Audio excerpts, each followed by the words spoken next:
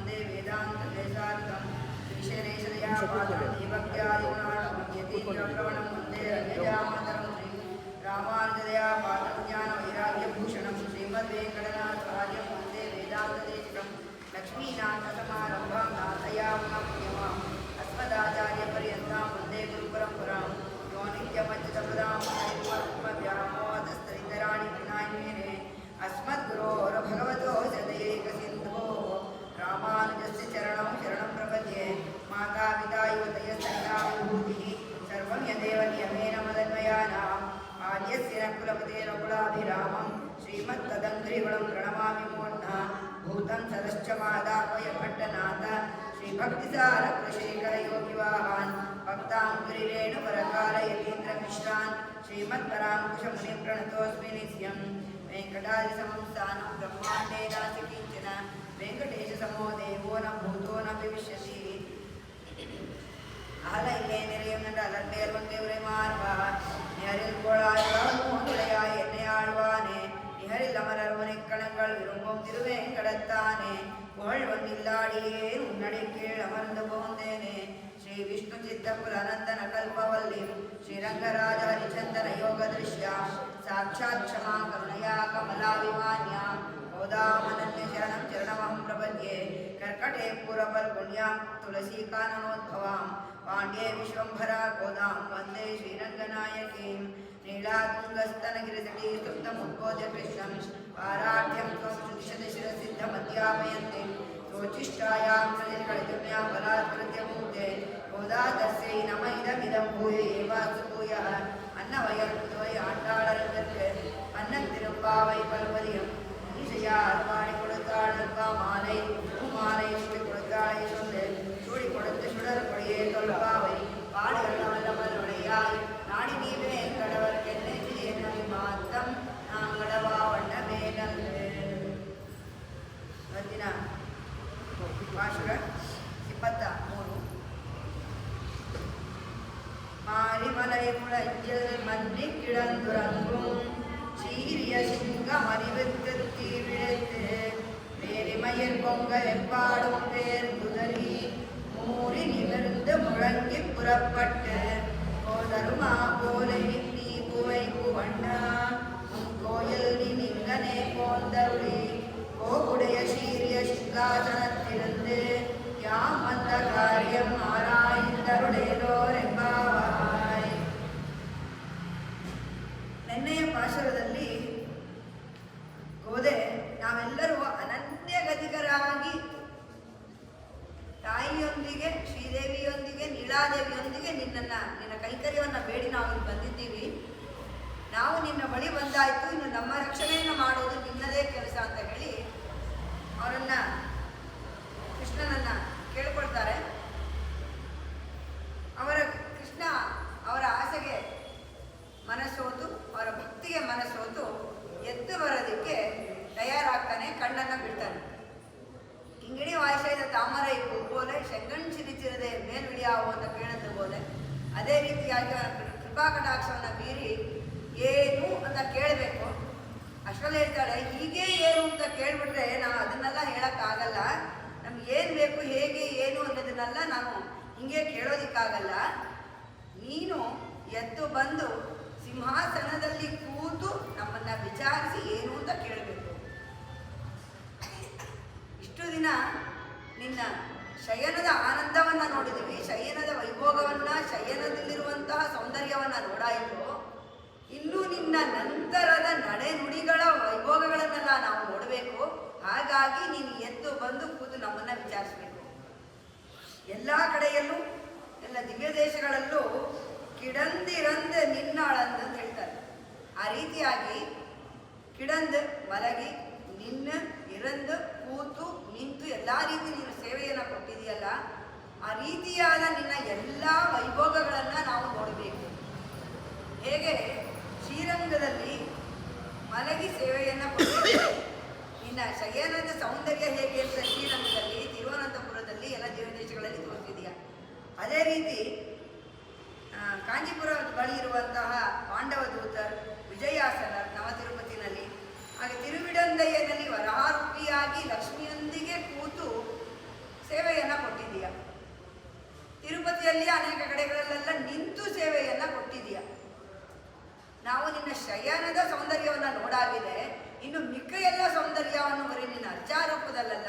ನೀನು ಹೇಗೆ ಬರ್ತೀಯಾ ಅನ್ನೋದನ್ನು ನೋಡಬೇಕು. ಆ ರೀತಿ ಬಂದು ನಡೆಸಿಕೊಡು, ತೋರಿಸಿಕೊಡು ನಿನ್ನ ಸೌಂದರ್ಯವನ್ನ ಅಂತ ಹೇಳ್ತಾಳೆ. ಆಯಿತು, ಹೇಗೆ ಬರಬೇಕು ಅಂತ ಹೇಳಿದಾಗ ಹೇಗೆ ಬರಬೇಕು ಅನ್ನೋದನ್ನ ಕೂಡ ಗೋಧನೆ ಹೇಳ್ತಾಳೆ. ಏನಕ್ಕೆ ಅಂದರೆ ನಾವು ಕರೆದ್ವಿ ನೀನು ಭಕ್ತಾಪರಾಧಿನ ಅನ್ನೋಕ್ಕೋಸ್ಕರ ಆತರಾತ್ರವಾಗಿ ಹೇಗೋ ಓಡ್ ಬರೋದಲ್ಲ, ನೀನು ನಿನ್ನ ನಿಜ ಸ್ವರೂಪವನ್ನು ಯಾವ ರೀತಿ ತೋರಿಸ್ಬೇಕು ಅಂತ ಅಂದರೆ ಮಾರಿಮಲೈ ಮುಳಂಜಲ್ ಮನ್ನಿ ಕಿಡಂದುರಂಗು. ಮಾರಿ ಮಲೈ ಅಂದರೆ ಬೆಟ್ಟ, ಜೋರಾದ ಮಳೆ ಬರ್ತಾ ಇದೆ, ಮಳೆಗಾಲ. ಆ ರೀತಿಯಾದ ಒಂದು ಸನ್ನಿವೇಶದಲ್ಲಿ ಬೆಟ್ಟದ ಗುಹೆಯಲ್ಲಿ ಮುಳಂಜಿಲ್ ಅಂತ ಅಂದರೆ ಪರ್ವತದ ಗುಹೆ. ಇಲ್ಲಿ ಒಂದು ಸಿಂಹಕ್ಕೆ ಹೋಲಿಕೆಯನ್ನ ಕೊಡ್ತಾ ಇದ್ದಾಳೆ. ಯಾಕೆಂದ್ರೆ ಅವತ್ತು ಹೇಳಿದ್ದು ಇಳಂ ಶಿಂಗಂ ಅಂತ, ಯಶೋಧೆಗೆ ಇಳಂ ಶಿಂಗಂ ಅಂತ ಹೇಳಿದ್ದು. ಯಾರು ನೋಡಕ್ ಹೋಗ್ತಾ ಇದ್ದೀವಿ? ಯಶೋಧೆ ಇಳಂ ಶಿಂಗಂ ಕಾರ್ಮೇ ನಿಚಂಗಣ್ ಕದಿರುಮದಿ ಅಂತ ಹೇಳಿದ್ರು. ಇವತ್ತು ಅಲ್ಲಿ ಮೊದಲನೇ ಪಾಶುರ ಆಯಿತು, ಇಷ್ಟೊತ್ತಿಗೆ ಈಗಲೇ 23ನೇ ಪಾಶುರ ಆಗೋಗಿದೆ. ಕೃಷ್ಣ ಬೆಳೆದಿದ್ದಾನೆ. ಆ ಇಳಮ ಶಿಂಗದ ಸೌಂದರ್ಯ ಎಲ್ಲ ನಿಜವಾದ ಸಿಂಹ ಎದ್ದು ಬಂದರೆ ಹೇಗಿರುತ್ತೆ. ಆದರೆ ಅದು ಕೋಪದಿಂದ ಆರ್ಭಟಿಸಿನೋ ಆದ ಆಹಾರವನ್ನು ನೋಡಿ ಬಂದು ಬೇಟೆಯಾಡಕ್ಕೆ ಬರೋ ರೀತಿನೋ ಬರೋ ಥರದಲ್ಲ. ಯಾವ ರೀತಿ ಬರಬೇಕು, ಆ ಸಿಂಹ ನಡಿಗೆಯಲ್ಲೂ ಒಂದು ಗತ್ತು ಹೇಗಿರಬೇಕು ಅಂತ ಹೇಳಿ ಗೋಧೆಯಲ್ಲಿ ಭಗವಂತನಿಗೆ ಹೇಳ್ತಾ ಇದ್ದಾರೆ. ಭಗವಂತನಿಗೆ ಹೇಳುವಂಥದ್ದು ಇವಳಿಗೆ ಹೆಂಗೆ ಗೊತ್ತಿತ್ತು, ಇನ್ನೂ ಚಿಕ್ಕ ಮಗು ಅಲ್ಲ. ಆ ಸಿಂಹವನ್ನು ಎಲ್ಲಿ ನೋಡಿದ್ದು ಅಂತ ಅಂದರೆ ಮೊದಲೇ ಗೋಧೆಯಲ್ಲಿ ಭಗವಂತನ ಪಕ್ಕದಲ್ಲೇ ಇದ್ದು ಅವನ ವಕ್ಷಸ್ಥಳದಲ್ಲೇ ಶ್ರೀದೇವಿಯಾಗಿ, ವಕ್ಷಸ್ಥಳದಲ್ಲಿ ಭೂದೇವಿಯಾಗಿ, ಪಕ್ಕದಲ್ಲೇ ನೀಲಾದೇವಿಯಾಗಿ ಬಂದವಳು. ಹಾಗಾಗಿ ಭಗವಂತ ಹೇಗೆ ಅನ್ನೋದ್ರೊಳಗೆ ಮೊದಲೇ ಗೊತ್ತಿತ್ತು. ಆ ಸ್ಮರಣೆ ಬಂದಿದ್ದರಿಂದ ತನ್ನ ಎಲ್ಲ ಗೆಳತಿಯರಿಗೂ ಹೇಳಿದ್ದಾಳೆ, ಈ ರೀತಿ ಇದೆ, ಅವನು ಹೀಗೆ ಬರ್ತಾನೆ, ಹೀಗೆ ಅವನ ನಡೆಯ ಶೋಭೆಯನ್ನು ನಾವು ನೋಡಬೇಕು. ಹೇಗೆ ನಾವು ಶ್ರೀರಂಗಕ್ಕೆ ಹೋದಾಗ ಶ್ರೀರಂಗನಾಥನ ನಡೆಯನ್ನ ನೋಡಿ ಸಂತೋಷ ಪಡ್ತೀವಿ, ಆ ರೀತಿಯಾದ ನಡೆಯೆಲ್ಲ ಇದೆ. ಬರೀ ಅರ್ಚಾರುವುದಲ್ಲ, ನೋಡೋಣ ಅಂತ ಹೇಳಿ ನನ್ನ ಎಲ್ಲ ಗೆಳತಿಯರಿಗೆಲ್ಲ ಹೇಳ್ಬಿಟ್ಟು ಬಂದಿದ್ದೀನಿ. ಹಾಗಾಗಿ ನಾನು ಹೇಳೋ ರೀತಿಯೇ ನೀನು ಬರಬೇಕು ಎಂದು ನಾನು ಹೇಳಬೇಕು. ಯಾವುದೇ ಸಾಧಾರಣವಾಗಿ ಮಲಗಿ ಎದ್ದು ಬಂದಂಥ ಸಿಂಹ ಅಲ್ಲ. ಯಾವ ರೀತಿ ಸಿಂಹ ಎದ್ದು ಬರೋದನ್ನ ಇಲ್ಲಿ ಹೇಳಿದ್ದಾರೆ ಅಂದರೆ ಮಾರಿ ಮಲೈ ಮುಳಂಜಿಲ್, ಮಳೆಗಾಲದಲ್ಲಿ ಪರ್ವತದ ಗುಹೆಗಳಲ್ಲಿ ಅಡಗಿ ಕುಳಿತಿರುವಂತಹ ಒಂದು ಸಿಂಹ. ಅಡಗಿ ಅಂದ್ರೆ ಮಲಗಿದೆ. ಮನ್ನಿ ಕಿಡನ್ ದುರಂಗು, ದೀರ್ಘವಾದ ನಿದ್ದೆನಲ್ಲಿದೆ. ಚೀರಿಯ ಸಿಂಹವು, ದೊಡ್ಡದಾದ ಒಂದು ಯಾವುದೋ ಒಂದು ವಯಸ್ಸಾದ ಒಂದು ಸಿಂಹ ಅಲ್ಲ. ಯಾವ ರೀತಿಯ ಸಿಂಹಕ್ಕೆ ಅವಳು ಹೋಲಿಕೆಯನ್ನು ಇಲ್ಲಿ ಕೊಡ್ತಾ ಇದ್ದಾಳೆ. ಏನಕ್ಕೆ ಮಳೆಗಾಲನೇ ಹೇಳಿದ್ರು ಅಂತಂದರೆ ಸಾಮಾನ್ಯವಾಗಿ ಪ್ರಾಣಿಗಳಿಗೆ ಮಳೆಗಾಲದಲ್ಲಿ ಸಂತಾನೋತ್ಪತ್ತಿ ಆಗ್ತದೆ. ಇಲ್ಲಿ ಅದೇ ಸಿಂಹ ತನ್ನ ಸಿಂಹಿಣಿಯೊಂದಿಗೆ ಮಲಗಿರೋದು. ಸಿಂಹ ಒಂದೇ ಇದ್ದಾಗ ರೀತಿ ಬೇರೆ, ಸಿಂಹಿಣಿಯೊಂದಿಗೆ ಮಲಗಿರೋದು ಬೇರೆ. ಆ ರೀತಿಯ ಈಗಲಿಂದ ಸುಖಾನುಭವವನ್ನು ಹೊಂದಿರುವಂತಹ ಒಂದು ಸಿಂಹ, ಅದು ಮಳೆಗಾಲ. ಆ ಚಳಿಯಲ್ಲಿ ಮಲಗಿರುವಂತಹ ಸಿಂಹ ಪೂರ್ಣ ನಿದ್ದೆ ಮುಗಿಸಿ ಇಲ್ಲಿ ಎದ್ದಿರುವಂಥದ್ದು. ಹೇಗೆ ಹೇಳುತ್ತೆ ಅಂದರೆ ಚೀರಿಯ ಸಿಂಗಂ ಅರಿವಿತ್ತು, ಅದಕ್ಕೆ ಎಚ್ಚರ ಆಗಬೇಕು. ಸಾಮಾನ್ಯವಾಗಿ ಸಿಂಹವನ್ನು ನಾವು ನೋಡಬೇಕು ಅಂದರೆ ನಾವು ಟಿವಿನಲ್ಲೇ ಅದು ಹೇಳೋ ರೀತಿಯನ್ನು ನಾವು ನೋಡಬೇಕು, ಡಿಸ್ಕವರಿ ಚಾನಲ್ಲಿ ಅಲ್ಲಿ ಅದರಲ್ಲಿ. ಅದರ ಒಂದು ಚಿಕ್ಕ ಹೋಲಿಕೆಯನ್ನು ನೋಡಬೇಕು ಅಂದರೆ ನಾವು ಸಾಮಾನ್ಯ ಬೆಕ್ಕನ್ನು ನೋಡಿದ್ರೆ ಗೊತ್ತಾಗುತ್ತೆ. ಯಾಕಂದರೆ ಎರಡು ಒಂದೇ ಜಾತಿ ಅಂತ ಹೇಳ್ತಾರಲ್ಲ, ಅದರಿಂದ ಇದು ಎಲ್ಲ 1% ಇಲ್ಲ ಬೇಕು. ಅದಕ್ಕೆ 100ರಷ್ಟು ಜಾಸ್ತಿಯನ್ನು ನಾವು ಸಿಂಹಕ್ಕೆ ಹೋಲಿಕೆ ಮಾಡ್ಬೋದು. ಆ ಮಲಗಿರುವಂತಹ ಸಿಂಹ ಚೀರಿಯ ಸಿಂಹ, ವೀರ್ಯ ಉಳ್ಳಂಥ ಸಿಂಹ. ಅದು ಅರಿವಿತ್ತು. ಮೊದಲೇನು ಮಾಡುತ್ತೆ, ಅದಕ್ಕೆ ಎದುರಾಗಿದ್ದ ತಕ್ಷಣ ಕಣ್ಣನ್ನು ಬಿಡುತ್ತೆ ಅಷ್ಟೇ. ಮಲಗಿರೋ ಜಾಗದಲ್ಲೇ ಮಲಗಿರೋಂಥ ರೀತಿಯಲ್ಲೇ ಯಾವುದೇ ಅದರ ಅಂಗಾಂಗಗಳು ಅಲ್ಲಾಡೋದಿಲ್ಲ, ಬರೀ ಕಣ್ಣನ್ನು ಮಾತ್ರ ತೆಗೆದಿದೆ. ಚೀರಿಯ ಸಿಂಗಂ ಅರಿವಿತ್ತು, ನಿದ್ರೆಯಿಂದ ಎಚ್ಚರಗೊಂಡಿದ್ದ ತಕ್ಷಣ ಕಣ್ಣನ್ನು ಬಿಟ್ಟಿದೆ. ಹೇಗಿದೆ ಆ ಕಣ್ಣು ಬಿಟ್ಟಿದ್ದು ಅಂತ ಅಂದರೆ ತೀ ಬೀಳುತ್ತೆ, ಬೆಂಕಿಯ ಕೆಂಡಗಳು ಬರ್ತಿರೋ ಥರ ಇದೆ ಅಂತಂದರೆ ಮಲಗಿರೋ ಸಿಂಹ ಕಣ್ಣು ಬಿಟ್ಟಿದ ತಕ್ಷಣ ಆದರೆ ಎರಡು ಕಣ್ಣುಗಳು ಕೆಂಪಗೆ ಇರುತ್ತೆ. ಅದರ ವರ್ಣನೆಯನ್ನು ಇಲ್ಲಿ ಗೋಧೆ ಕೊಡ್ತಾ ಇದೆ. ತೀ ಬೀಳುತ್ತೆ, ಆ ರೀತಿ ಬೆಂಕಿಯನ್ನು ಕೆಂಡವನ್ನು ಉಗುಳುತ್ತಿರುವಂಥ ಕಣ್ಣು ಕೆಂಪಗಿದೆ. ತೀ ಬೀಳುತ್ತೆ, ಬೇರಿ ಮೈಯಿರ್ಪೊಂಗ, ತನ್ನ ನಂತರ ಏನು ಮಾಡುತ್ತೆ ಅದು, ಎದ್ದು ನಿಂತು ಮೊದಲು ತನ್ನ ಮೈಯನ್ನ ಕೇಸರಗಳನ್ನೆಲ್ಲ ಜಾಡಿಸುತ್ತೆ. ಯಾವ ರೀತಿ ಅದು ಕೂದಲುಗಳು ಬರುತ್ತೆ ಅಂದರೆ ಎದ್ದು ನಿಲ್ಲುತ್ತೆ. ಮಯಿರ್ ಪೊಂಗ ಅಂತ ಹೇಳ್ತಾ ಇದ್ದಾಳೆ. ಅದರ ಕೂದಲು ಕೇಸರಿಗಳೆಲ್ಲ ಎದ್ದು ನಿಲ್ಲುತ್ತೆ, ಎಲ್ಲ ನಿಮಿರುತ್ತೆ ಕೇಸರಿಗಳು. ಎಲ್ಲ ಕಡೆಗೂ 8 ದಿಕ್ಕುಗಳಿಗೂ ಒಂದು ಬಾರಿ ಮೈಯನ್ನು ಜಾಡಿಸುತ್ತೆ. ಬೇರಿ ಮಯಿರ್ ಪೊಂಗ ವೆಪ್ಪಾಡುಂ ಪೇರ್ ದುದಲಿ, 4 ದಿಕ್ಕಿಗೂ ತನ್ನ ಮೈಯನ್ನು ತನ್ನ ಕೇಸರನ್ನು ಒಂದು ಸರಿ ಜಾಡಿಸುತ್ತೆ. ಸಾಮಾನ್ಯ ಬೆಕ್ಕಗೆ ಹೇಳಿದ್ರು ಹಾಗೆ ನನಗೆ ಬೇಕು ಅಂತ ಹೇಳಿದ್ರು. ಅದು ಹೇಳಿದ್ನಲ್ಲ, ಅದಕ್ಕೆ 100ರಷ್ಟು 200ರಷ್ಟು ನಾವು ಅದರ ಕಲ್ಪನೆಯನ್ನು ನಾವು ತಗೋಬೇಕು. ವೆಪ್ಪಾಡುಂ ಪೇರ್ ದುದಲಿ ಮೂರಿ ನಿಮರ್ದು, ರಾತ್ರಿ ಇಡೀ ಮಲಗಿದ್ದಂತಹ ತನ್ನ ದೇಹದ ಜಾಡನ್ನು ಒದರದು, ಧೂಳನ್ನು ಒದರಿ ಮೂರಿ ನಿಮರ್ದು ಮುಳಂಗಿ ಒಂದು ಸರಿ ಆರ್ಭಟವನ್ನು ಮಾಡುತ್ತದೆ. ಆ ರೀತಿ ಆರ್ಭಟಿಸಿ ಮೂರಿ ನಿಮರ್ದು ಮುಳಂಗಿ ಹುರಪಟ್ಟು ಇಷ್ಟನ್ನೂ ಎದ್ದ ತಕ್ಷಣ ಮಾಡಿ ನಂತರ ಗುಹೆಯಿಂದ ಹೊರಗೆ ಬರ್ತದೆ. ಆ ರೀತಿ ಹೋದರುಮ ಹೋದೈ ಆ ಗುಹೆಯಿಂದ ಹೊರಗೆ ಬರುವಂಥ ರೀತಿಯಲ್ಲಿ ಅಲ್ಲಿ ತನಕ ಸಿಂಹ ಎಚ್ಚರಗೊಂಡು ಎದ್ದು ಬರುವಂತಹ ಒಂದು ವರ್ಣನೆಯನ್ನು ಗೋದೆ ಕೊಟ್ಟಿದ್ದಾಳೆ. ಆ ರೀತಿಯಾಗಿ ನೀನು ಬರಬೇಕು. ಆ ಸಿಂಹದ ಶೌರ್ಯ ನಿನ್ನಲ್ಲಿ ಇರಬೇಕು. ಆ ಸಿಂಹ ಎದ್ದೇಳ್ತಿರಂಗೆ ಅದಕ್ಕೆ ಆ ಶೌರ್ಯ ಅನ್ನೋದು ಬರುತ್ತೆ. ನಿಧಾನಕ್ಕೆ ಬಂದು ಓಡಾಡಿ ಅದು ಆಹಾರವನ್ನು ನೋಡಿದ್ಮೇಲೆ ಅದು ಬೇಟೆಗೆ ಹೋದರೆ ಶೌರ್ಯಗಳಲ್ಲ. ಎದ್ದೇಳ್ತಿರಂಗೆ ತನ್ನ ಸ್ವಾಭಾವಿಕವಾದ ಶೌರ್ಯ ಎದ್ದು ಬರುತ್ತೆ ಸಿಂಹಕ್ಕೆ. ಆ ರೀತಿ ಗರ್ಜನೆಯಿಂದ ಮಾಡುತ್ತೆ, ತನ್ನ ಕೇಸರವನ್ನು ಎಲ್ಲ ಕಡೆಗೆ ಜಾಡಿಸುತ್ತೆ ಮೈಯನ್ನು. ಆ ರೀತಿಯಾದ ಶೌರ್ಯದೊಂದಿಗೆ ನೀನು ಎದ್ದು ಬರಬೇಕು ಅಂತ ಹೇಳಿ ಹಾಗೆ ಬಂದು ಕೂತ್ಕೊಳ್ಳಿಕ್ಕೆ ಸಾಧ್ಯನಾ? ನೀ ಪೂವೈ ಪೂರ್ಣ ಇಲ್ಲಿಂದ ಮಾತನ್ನೇ ಬದಲಾಯಿಸಿದ್ದು ಹೋದೆ. ಈ ರೀತಿಯಾದಂತಹ ಶೌರ್ಯದೊಂದಿಗಿನ ಒಂದು ರೀತಿ ನಿನ್ನಲ್ಲಿದ್ದರೂ ಎದ್ದು ಬರೋದಕ್ಕೆ ನಿನಗೆ ಸಿಂಹಗಾಂಭೀರ್ಯ ಬೇಕು. ಸಿಂಹಗಾಂಭೀರ್ಯದಲ್ಲಿ ಬಂದು ಇಲ್ಲಿನ ನಿನ್ನ ಮೊದಲಿನಂತಹ ನಿನ್ನ ಸೌಂದರ್ಯ ಉಳ್ಳ ಮೃದುವಾಗಿರುವಂತಹ ಕೃಪಾ ಕಟಾಕ್ಷ ಉಳ್ಳಂತಹ ನಿನ್ನ ಮನಸ್ಸು ಬರಬೇಕು. ಆ ರೀತಿ ಕರುಣೆ ಏನಿದೆ ಅದು ನಿನ್ನಲ್ಲಿ ಬರಬೇಕು. ನೀ ಹೂವೈ ಹೂವಣ್ಣ, ಹೂವಿನಂತಹ ನಿನ್ನ ಮನಸ್ಸು, ನಿನ್ನ ಕಣ್ಣಿನ ದೃಷ್ಟಿ ನಂತರ ಬೀಳಬೇಕು. ಸಿಂಹದ ದೃಷ್ಟಿ ಅಲ್ಲ, ಈ ರೀತಿಯಾದ ಒಂದು ದೃಷ್ಟಿ ಬೇಕು. ಎರಡೂ ರೀತಿಯಾಗಿ ಆದಿತ್ಯನೂ ತಿಂಗಳು ಹೆಂಗೆ ಕೇಳಿದ್ರು ಅದೇ ರೀತಿಯಾದ ಒಂದು ಹೋಲಿಕೆಯನ್ನು ಇಲ್ಲಿ ಕೊಡ್ತಾ ಇದ್ದಾರೆ. ಎದ್ದು ಬರುವಂತಹ ಶೂರತ್ವ, ನಂತರ ಇವರಿಗೆ ತೋರಿಸುವಂತಹ ಒಂದು ಕೃಪಾ ಕಟಾಕ್ಷ. ಹೂವೈ ಪೂವಣ್ಣ ಒಂದು ಕೋಯಿಲ್ ನೀನು ಗನೆ ಪೋಂದರುಳಿ, ಒಂದು ಕೋಯಿಲ್ ಭಗವಂತನ ಕೋಯಿಲ್ ಆದರೂ ಮನೆ, ಅವನ ಮನೆ.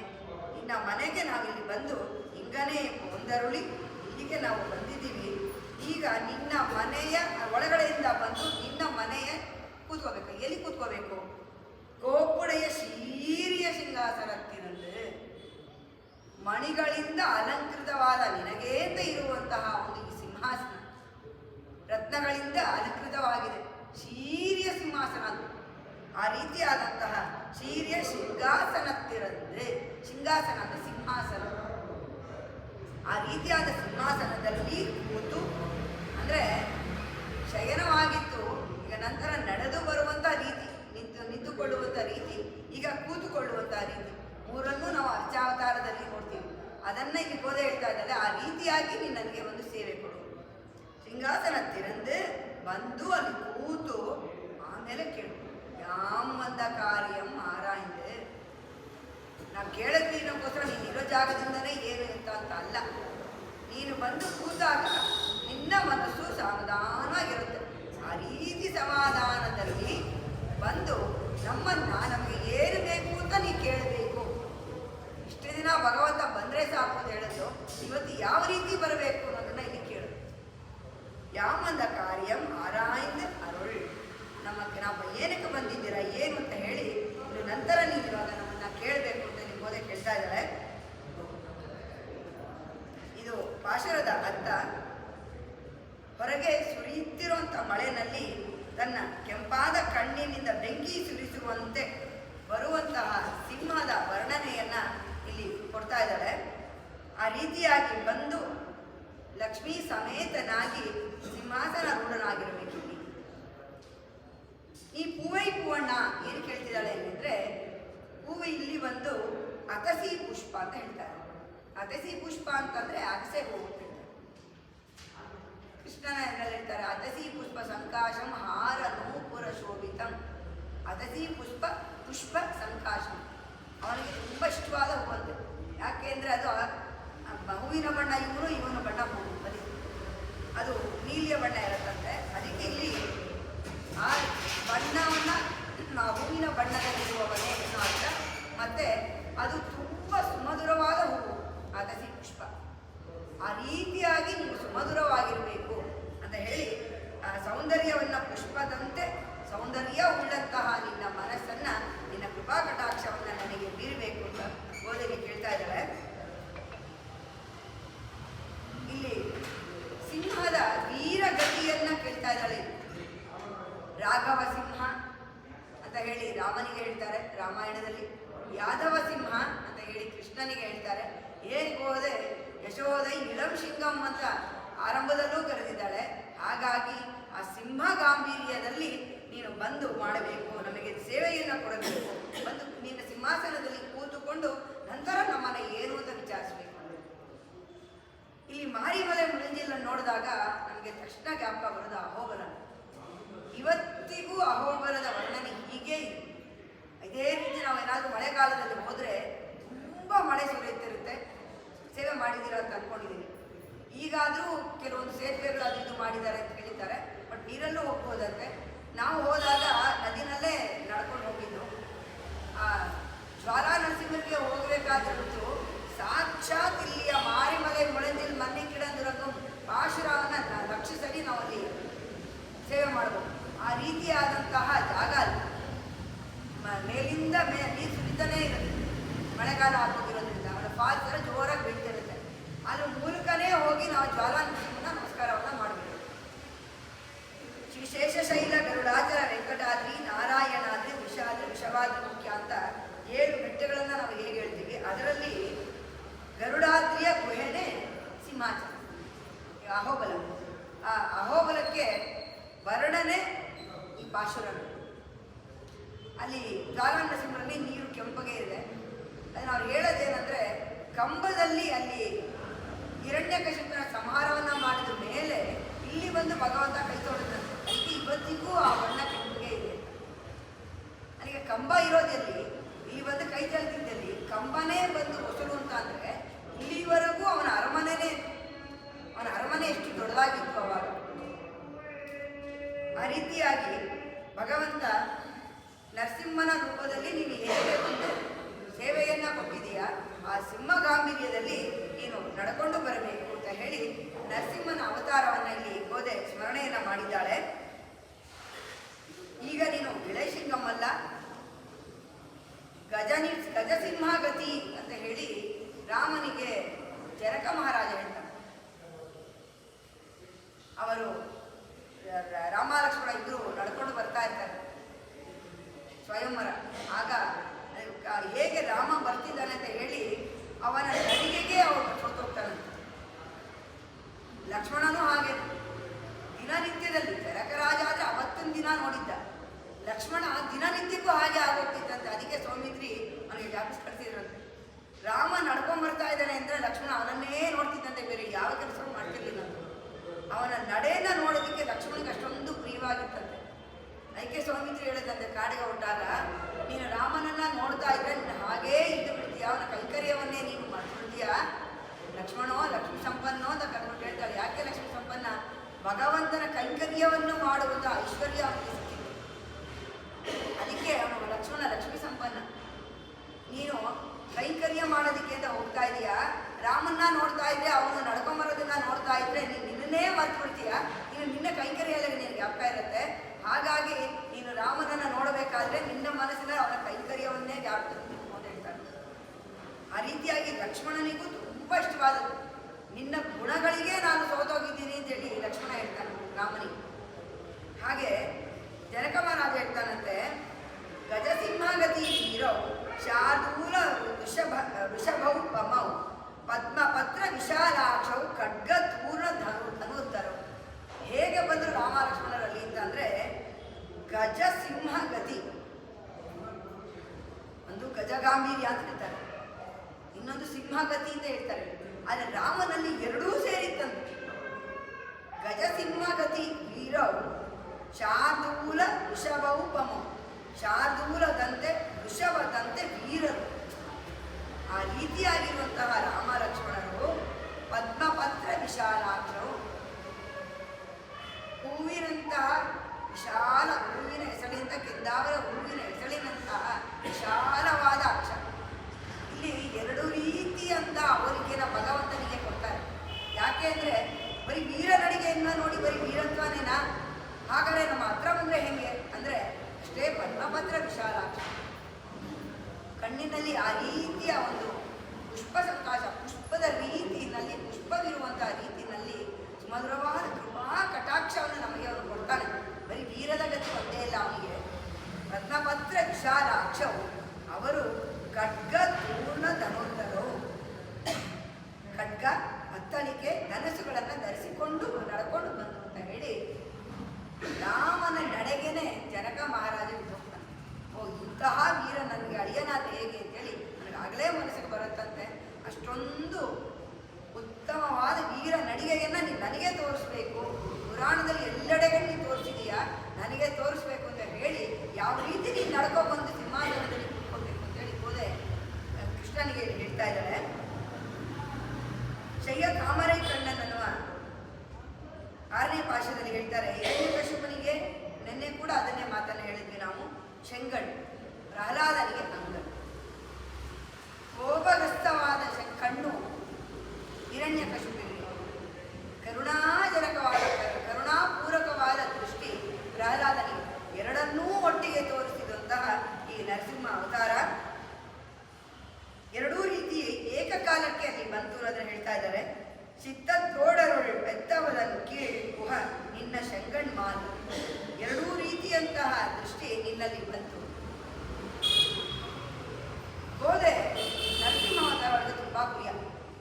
ಆರಂಭದಲ್ಲಿ ಯಶೋದೈ ಇಳಂ ಶಿಂಗಂ ಅಂತ ಹೇಳೋದು. ಯಾರನ್ನ ನಾವು ಸೇವೆ ಮಾಡಕ್ಕೆ ಹೋಗ್ತಾ ಇದ್ದೀವಿ? ಶಿಂಗಂ, ಇಳಂ ಶಿಂಗಂ. ನಂತರದಲ್ಲಿ ಪಾರಣಮಾಯಿರಮ್ಮಲ್ಲಿ ಕೈ ಹಿಡಿಯಕ್ಕೆ ಬಂದವನು ಯಾರು ಅಂತ ಅಂದರೆ ಹರಿಮೋಹನ್ ಅಚ್ಯುತನ್ ಕೈಮೇಲಿಯನ್ ಕೈವೈತ್ ಹೇಳಿ ಪಾಣಿಗ್ರಹಣವನ್ನು ಹೇಳ್ತಾರೆ. ಹರಿಮೋಹನ್ ಅಚ್ಯುತನ್, ಹರಿ ಇದ್ರೆ ಸಿಂಹ, ಸಿಂಹ ಮುಖವಿರುವಂತಹ ಅಚ್ಯುತನ ಕೈ ಮೇಲೆ ನನ್ನ ಕೈಯನ್ನಿಟ್ಟು ಹೇಳಿ ತನ್ನ ಮದುವೆಯ ವರ್ಣನೆಯನ್ನು ಹೇಳಬೇಕಾದ್ರೆ ಹೇಳ್ತಾರೆ. ಅಲ್ಲೂ ಕೂಡ ನರಸಿಂಹ ರೂಪೇ ಅವಳಿಗೆ ಪ್ರಿಯ. ಇಲ್ಲಿ ಹೇಗೆ ಹೋಲಿಕೆಯನ್ನು ಕೊಡ್ತಾ ಇದ್ದಾರೆ ಅಂತಂದರೆ, ಈ ನಮ್ಮ ಶರೀರವೇ ಪರ್ವತ, ನಮ್ಮ ಹೃದಯವೇ ಒಂದು ಗುಹೆ. ಮಳೆಗಾಲ ಅಂತ ಅಂದರೆ ಸೂರ್ಯನನ್ನ ಕಾಣದ ದಿನ, ಅಂದರೆ ನಮ್ಮ ಅಜ್ಞಾನ. ಆ ರೀತಿಯ ಅಜ್ಞಾನವನ್ನು ಭಗವಂತ ಹೇಗೆ ಹೋಗಿಸ್ತಾನೆ ಅಂದರೆ, ಆ ರೀತಿಯ ಸಿಂಹದಂತೆ ಅವನು ಎದ್ದು ಬಂದಾಗ ಅವನು ನಮ್ಮಲ್ಲಿ ಏನನ್ನು ಹೋಗಿಸ್ಬೇಕು ಅಂದರೆ ನಮ್ಮ ಅಜ್ಞಾನವನ್ನು ಹೋಗಿಸ್ಬೇಕು. ಅಜ್ಞಾನವನ್ನು ಹೋಗಿಸುವಂತಹ ಅವನ ದೃಷ್ಟಿ ಬಿದ್ದು ನಂತರ ನಮ್ಮ ಜ್ಞಾನವನ್ನು ನಾವು ಪಡೆದ ಮೇಲೆ ನಮ್ಮ ಮೇಲೆ ಹೂವಿನಂತಹ ಕೃಪಾ ಕಟಾಕ್ಷ ಬೀಳಬೇಕು ಅನ್ನೋದನ್ನು ಗೋಧೆಯಲ್ಲಿ ತೋರಿಸ್ಕೊಟ್ಟಿದ್ದಾರೆ. ನಂತರ ಹೇಗೆ ಸೂರ್ಯೋದಯ ಆಗಿದ್ದನ್ನು ಹೇಳಿದ್ದಾರೆ, ಅದು ನಮಗೆ ಜ್ಞಾನೋದಯ. ಅಂತರ್ಯಾಮಿ ಆಗಿರುವಂತಹ ಭಗವಂತನ ಸಿಂಹ ನಡೆಯನ್ನು ಬಂದು ಆ ರೀತಿಯಾಗಿ ಬಂದು ಅವನ ಕೃಪಾ ಕಟಾಕ್ಷವನ್ನು ತೋರಿಸೋದು ಹೇಗೆ?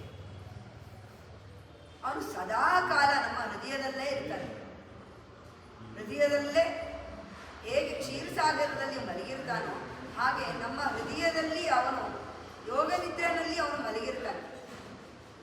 ಎಲ್ಲಿವರೆಗೆ ನಮಗೆ ಅಜ್ಞಾನವಿರುತ್ತೋ ಅವಾಗ ಅವನು ಅಲ್ಲಿಂದ ಎದ್ದು ಬರೋದಿಲ್ಲ. ಈ ರೀತಿಯಾಗಿ ಅವನ ಪ್ರಾರ್ಥನೆಯನ್ನ ಮಾಡಿದಾಗ ಅವನು ನಮ್ಮ ಹೃದಯದಿಂದ ಎದ್ದು ಬಂದು ನಾವೇ ಮಾಡಿರುವಂತಹ ಹೃದಯ ಅಣಿ ಮಾಡಿರುವಂತಹ ಸಿಂಹಾಸನ ಅಂದರೆ ಅಜ್ಞಾನವನ್ನು ತೊಳೆದು ಅವನ ಜ್ಞಾನ ಅವನ ಸ್ಮರಣೆ ಎನ್ನುವಂತಹ ಮುತ್ತು ಮಣಿಗಳಿಂದ ಅಲಂಕೃತವಾದ ನಮ್ಮ ಹೃದಯದೊಳಗೆ ಮಹಾವೇಶದಲ್ಲಿ ಬಂದು ಕೂತ್ಕೊಂಡು ಕೇಳ್ತಾನೆ ಏನು. ಆ ರೀತಿಯಾಗಿ ನೀನು ನಮ್ಮ ಹೃದಯಕ್ಕೆ ಬಾ, ನಾವು ಆ ಪ್ರಾರ್ಥನೆಯನ್ನು ಮಾಡಬೇಕು ಅಂತೇಳಿ ಗೋದೆ ತೋರಿಸ್ಕೊಟ್ಟಿದ್ದಾಳೆ.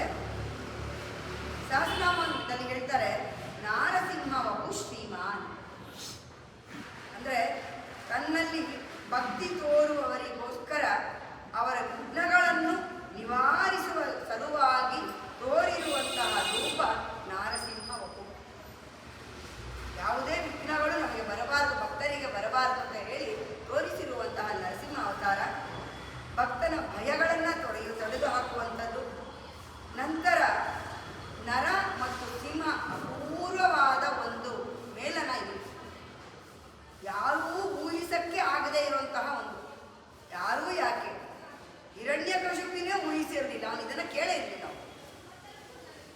ನರರಿಂದ ಆಗಬಾರದು, ಮೃಗಗಳಿಂದ ಆಗಬಾರದು ಕೇಳಿದ.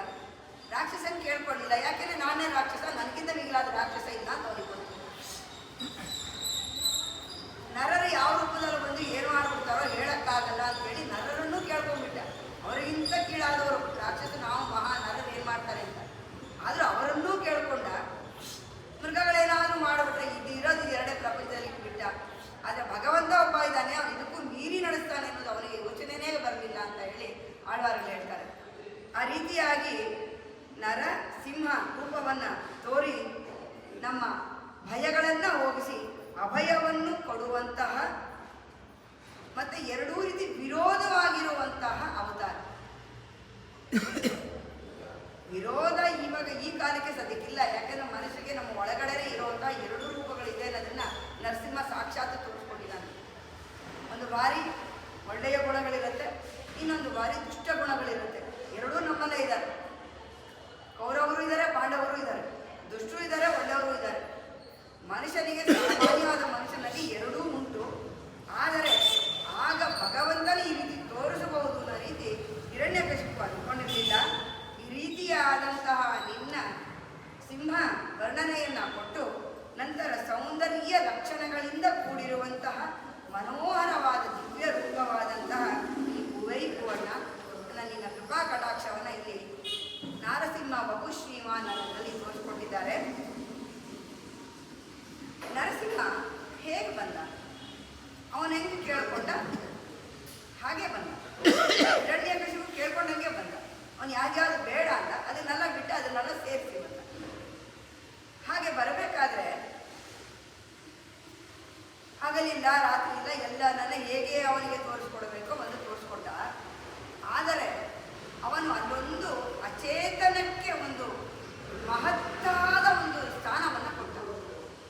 ಯಾವುದು ಅಂದರೆ ಕಂಬದಿಂದ ಹುಟ್ಟ. ಯಾವಾಗ ಅದಿತಿಗೆ, ದೇವಕಿಗೆ, ಕೌಸಲ್ಯಗೆ ಕೊಟ್ಟಂತಹ ಒಂದು ಪುಣ್ಯವನ್ನ ಅಚೇತನವಾದ ಒಂದು ಕಂಬಕ್ಕೆ ಕೊಟ್ಟ ಭಗವಂತ. ಇವರೆಲ್ಲರ ಸ್ಥಾನಕ್ಕೆ ಒಂದು ಸಾಧಾರಣವಾದ ಕಂಬ ಹೋಗಿ ಪರಬ್ರಹ್ಮ ತರ್ಕಾತೀತ. ಅದು ಹಿರಣ್ಯಕಶಿಪಿಗೂ ಬರಲಿಲ್ಲ, ನಮಗಂತೂ ಇನ್ನೂ ಬಂದೇ ಇಲ್ಲ. ಯಾಕೆಂದರೆ ನಮ್ಮ ತರ್ಕಕ್ಕೆ ನಿಲ್ಲುವವನೇ ಅಲ್ಲ ಅವನು, ಅವನನ್ನು ಊಹಿಸೋಕ್ಕೆ ಆಗೋದಿಲ್ಲ. ಹಾಗಿರಬೇಕಾದ್ರೆ ತರ್ಕಾತೀತ ಅಂದರೆ ನಮ್ಮ ಊಹೆಗೆ ಬರೋದಿಲ್ಲ. ಯಾವುದೋ ಒಂದು ನಾವು ಅನ್ಕೊಂಡು ಹಿಂಗೆ ಇರುತ್ತೆ, ಹಿಂಗೆ ಹಿಂಗೆ ಅಂದರೆ ಅದನ್ನು ನಾವು ಇಟ್ಕೊಂಡು ಮತ್ತೆ ಇನ್ನೊಂದು ಕಡೆ ಆ ರೀತಿ ಸಿಗೋದಿಲ್ಲ. ಬಂದ ನಮ್ಮ ಮನಸ್ಸಿನಲ್ಲಿದ್ದಾನೆ ಅಂದ್ಕೊಂಡಾಗಲೇ ಅಲ್ಲಿರೋದಿಲ್ಲ. ಇವಾಗ ಇಲ್ಲ ಅವನು ಬಂದಿಲ್ಲ ಅಂತಂದಾಗ ಆಗಲೇ ಮತ್ತೆ ಬಂದಿರ್ತಾನೆ. ಆಡಾರು ಹೇಳಿದಾಗ ಬಂದಾಯ್ ಪೋಲೆ ವಾರಾದಾಯ್ ವಾರಾದಾಯ್ ಪೋಲ್ ಬರುವಾನೆ. ಬಂದ ಕಣ್ಣಿಗೆ ನಿಂತ ಅಂದ್ಕೊಂಡ್ರಷ್ಟರಲ್ಲೇ ಹೀಗೆ. ಇನ್ನು ತಿರುಪತಿನಲ್ಲಿ ಭಗವಂತನನ್ನ ನೋಡಿದ್ರೆ ಹತ್ತಿರದಲ್ಲಿ ನಿಂತಾಗ ಸಂಪೂರ್ಣ ನೋಡಿದ್ವಿ ಅಂದ್ಕೊಂಡು ಕ್ಷಣದಲ್ಲಿ ತಿರುಗಿದ್ರೆ ನಮ್ಮ ಮುಂದೆನೇ ಇರೋದಿಲ್ಲ ಅಲ್ಲಿ. ಈ ರೀತಿಯಾದ ಮಾಯೆಯನ್ನೇ ತೋರಿಸ್ತಾನೆ. ಆದರೆ ಇಲ್ಲಿ ಮಾಯೆ ಅಲ್ಲ, ನಮ್ಮ ತರ್ಕಕ್ಕೆ ನಿಲ್ಲೋಲ್ಲ. ಆ ರೀತಿಯಾದಂತಹ ಪರಬ್ರಹ್ಮ ಅವನು ತರ್ಕಾತೀತ. ಹೇಗೆ ಅವನು ವಿಶಿಷ್ಟ ಅಂತ ಅಂದರೆ ಅಘಟನೀಯ ಸಾಮರ್ಥ್ಯ ಅವನಿಗೆ. ಘಟನಾಘಟನೀಯ ಸಾಮರ್ಥ್ಯ ಅಂದರೆ ಯಾವುದು ಆಗದೇ ಇಲ್ಲ, ಸಾಧ್ಯನೇ ಇಲ್ಲ, ಅಘಟನೀಯ ನಡೆಯಲ್ಲ, ಅಂಥದನ್ನು ನಡೆಸಿ ತೋರಿಸುವವನು ಭಗವಂತ. ಹೇಗೆ ಅಂತಂದರೆ ಇದನ್ನ ತಿಳ್ಕೊಳ್ಳದೆ ಹಿರಣ್ಯಕಶಿಪು ಮೋಸ ಹೋದ. ಅಚೇತನವಾದ ಸ್ಥೂಣೆ ಅಂದರೆ ಕಂಬ. ಆ ಕಂಬ ಪ್ರಸವವನ್ನು ಮಾಡಿದ್ರು. ಎಲ್ಲಾದರೂ ಈ ರೀತಿಯಾದ ಒಂದು ಕಂಬಕ್ಕೆ ಪ್ರಸವ ಆಗೋದು ಅಂತ ಆಗೋದಿಲ್ಲ. ಅದು ಮನುಷ್ಯನ ಪ್ರಸವವನ್ನು ಮಾಡಬೇಕು. ಪ್ರಾಣಿಗಳು ಅಂದರೆ ಜೀವ ಇರುವಂಥದ್ದು ಪ್ರಸವವನ್ನು ಮಾಡಬೇಕು. ಆದರೆ ಇಲ್ಲಿ ಪ್ರಸವ ಮಾಡಿರೋದು ಒಂದು ಕಂಬ, ಅಚೇತನ. ಅದು ಪ್ರಸವವನ್ನು ಮಾಡಿದೆ. ಚೇತನಾಶ್ಚೇತನಾನ ಅಂದರೆ ಚೇತನರಿಗೂ ಚೇತನನಾದ ಪರಮಚೇತನ ಅವನು.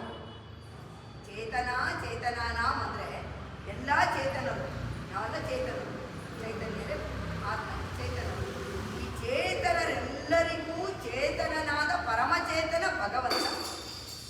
ಅವನು ಒಂದು ಅಚೇತನದ ಅಚೇತನದ ಗರ್ಭದಿಂದ ಬಂದ, ಅದರಿಂದ ಪ್ರಸವ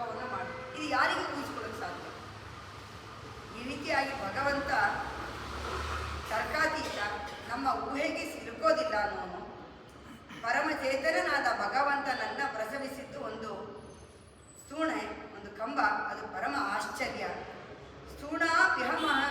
ಸ್ಥೂಣಾಪಿತ ಮಹ್ಯ ಭೂತ್ ಅಂತ ಹೇಳ್ತಾರೆ. ಅಂದರೆ ಒಂದು ಸ್ಥೂಣೆ ಗರ್ಭವತಿಯಾಗಿ ಸರ್ವಲೋಕ ಪಿತಾಮಹನನ್ನೇ ಪ್ರಸವಿಸಿತು. ಅಂದರೆ ದೇವಕಿ, ಅದಿತಿ, ಕೌಸಲ್ಯ ಜಾಗಕ್ಕೆ ಒಂದು ಕಂಬ ಬಂತು. ಭಗವಂತ ಮನಸ್ಸು ಮಾಡಿದ್ರೆ ಯಾರಿಗೆ ಯಾವುದೇ ರೀತಿಯಾದ ಒಂದು ಅವಕಾಶವನ್ನು ಕೊಡ್ತಾನೆ ಅನ್ನೋದಕ್ಕೆ ಇದೇ ಸಾಕ್ಷಿ. ಒಂದು ಬಾರಿ ಕೃಷ್ಣ ಆಟ ಆಡ್ತಿರ್ಬೇಕಾದ್ರೆ, ಎಲ್ಲ ಮಕ್ಕಳೊಂದಿಗೆ ಆಟ ಆಡ್ತಿರ್ಬೇಕಾದ್ರೆ, ಈಗ ನಿಜ ಈ ಕಣ್ಣ ಮುಚ್ಚಾಲೆ ಅವ್ಕೊಂಡು ಆಟ ಆಡ್ತಾ ಇರ್ತಾರೆ. ಕೃಷ್ಣ ಓಡೋಗಿ ಅಲ್ಲಿ ಕುಂಬಾರ ತನ್ನ ಮಡಕೆಗಳನ್ನು ದದಿಬಾಂಡ ಅಂತ, ಈ ಹಾಲುಗಳನ್ನು ಅಂದರೆ ಇದು ಮಾಡೋದಕ್ಕೆ, ಮೊಸರು ಕಡಿಯೋದಕ್ಕೆ ಹಾಲುಗಳನ್ನೆಲ್ಲ ಶೇಖರಣೆ ಮಾಡೋದ ದದಿಬಾಂಡ ಎತ್ತರಕ್ಕೆ ಇರುತ್ತೆ. ಆ ಥರದ್ದು ಇವತ್ತಿಗೂ ದ್ವಾರಕಾದಲ್ಲಿ ಶ್ರೀನಾಥ್ ಮಂದಿರದಲ್ಲಿ ಸ್ಟೀಲಲ್ಲಿ ಇಟ್ಟಿದ್ದಾರೆ. ಅದರಲ್ಲೇ ಅವ್ರು ಮೊಸರು ಕಡಿಯೋದು. ಎಲ್ಲ ಒಳಗೋಗಿರೋ ದೇವಸ್ಥಾನದಲ್ಲಿ ನಮ್ಗೆ ಕರ್ಕೊಂಡೋಗಿ ತೋರಿಸಿದ್ರು. ಶ್ರೀನಾಥ್ಜಿ ಅದು ಮಂದಿರ ಅಂತೇಳಿ ದ್ವಾರಕಾದ ನವದ್ವಾರಕದಲ್ಲಿ ಅದು ಒಂದು. ಅಲ್ಲಿ ಇವತ್ತಿಗೂ ಅದೇ ರೀತಿ ಇದೆ. ದದಿಬಾಂಡನೇ ದೊಡ್ಡದೇ, ಆದರೆ ಅದು ಇವಾಗಿರೋದು ಸ್ಟೀಲಲ್ಲಿ, ಆವಾಗ ಮಡಿಕೆಯಲ್ಲಿ ಇರ್ತಾ ಇತ್ತು, ಮಣ್ಣಿನಲ್ಲಿ ಮಾಡ್ತಾ ಇದ್ದಿದ್ದು. ಅಷ್ಟು ದೊಡ್ಡದರಲ್ಲಿ ಅಲ್ಲಿ ಹಸುಗಳನ್ನು ಸಾಕಿದ್ದಾರೆ, ಸಾವಿರಾರು ಹಸುಗಳನ್ನು ಸಾಕಿದ್ದಾರೆ.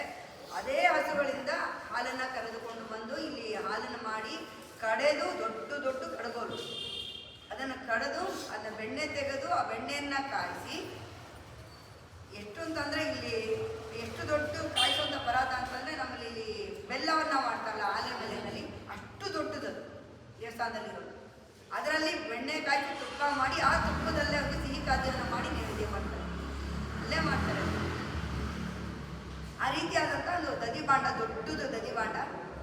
ಕೃಷ್ಣ ಹೋಗಿ ಕುಮಾರನಿಗೆ ಹೇಳ್ತಾರೆ, ನನ್ನ ಸ್ನೇಹಿತರೆಲ್ಲ ಬರ್ತಾ ಇದ್ದಾರೆ, ನಾನು ಇಲ್ಲಿ ಅವ್ಕೊಂಡ್ಬಿಡ್ತೀನಿ, ನೀನು ಯಾರು ಕೇಳಬೇಡ. ಅವನು ಸರಿ ಅಂತ ಹೇಳ್ತಾನೆ. ಬಂದಲ್ಲಿ ಕೃಷ್ಣ ಅವ್ಕೊಳ್ತಾನೆ. ಅವ್ರ ಸ್ನೇಹಿತರೆಲ್ಲ ಬಂದು ಕೇಳಿದಾಗ ಅವನು ಇಲ್ಲ ಅಂತ ಹೇಳ್ತಾರೆ. ಅವ್ನು ಹೋಗ್ಕೊಂಡು ಬೇರೆ ಕಡೆ ಹೋಗ್ತಾರೆ.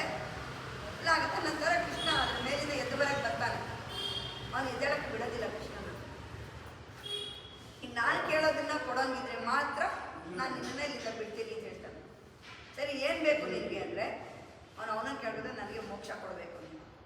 ಆಯಿತು. ಆಮೇಲೆ ನಂತರ ಅದೊಂದೇ ಇಲ್ಲ, ಈ ದದಿಬಾಂಡಕ್ಕೂ ನೀನು ಮೋಕ್ಷ ಕೊಡಬೇಕು. ಇವತ್ತಿಗೂ ಉಡುಪಿನಲ್ಲಿ ಆ ದದಿಬಾಂಡ ಅಲ್ಲಿದೆಯಂತೆ. ಅದು ನೋಡಬೇಕು ಅಂದರೆ ನಾನು ಆ ಪಿಂಡಿನಲ್ಲೇ ಕೃಷ್ಣ ನೋಡೋದು. ಆ ದದಿಬಾಂಡನ ಹುಡುಕ್ಬೇಕು ಪಕ್ಕದಲ್ಲಿ. ಇಲ್ಲಿ ಕೃಷ್ಣ ನೇರ ಇದ್ದಾನೆ ಅಂದರೆ ನನ್ನ ಬಲಗಡೆ ಆ ಕಡೆ ಪಕ್ಕದಲ್ಲಿ ಆ ದದಿಬಾಂಡ ಇದೆ. ಒಳಗೆ ಹೋಗೋರಿಗೆ ನೇರ ಕಾಣುತ್ತೆ. ನಮಗೆ ಅದು ಜ್ಞಾಪಕ ಇಟ್ಕೊಂಡು ಹುಡುಕಿ ನೋಡಬೇಕು. ದೊಡ್ಡ ಮಡಕೆ. ಇವತ್ತಿಗೂ ಕೃಷ್ಣ ಅದಕ್ಕೆ ಮೋಕ್ಷ ಕೊಟ್ಟಿದ್ದಾನೆ ಅನ್ನೋ ಗುರುತಿಗೆ ತನ್ನ ಪಕ್ಕದಲ್ಲೇ ಇಟ್ಕೊಂಡಿದ್ದಾನಂತೆ ದದಿಬಾಂಡ.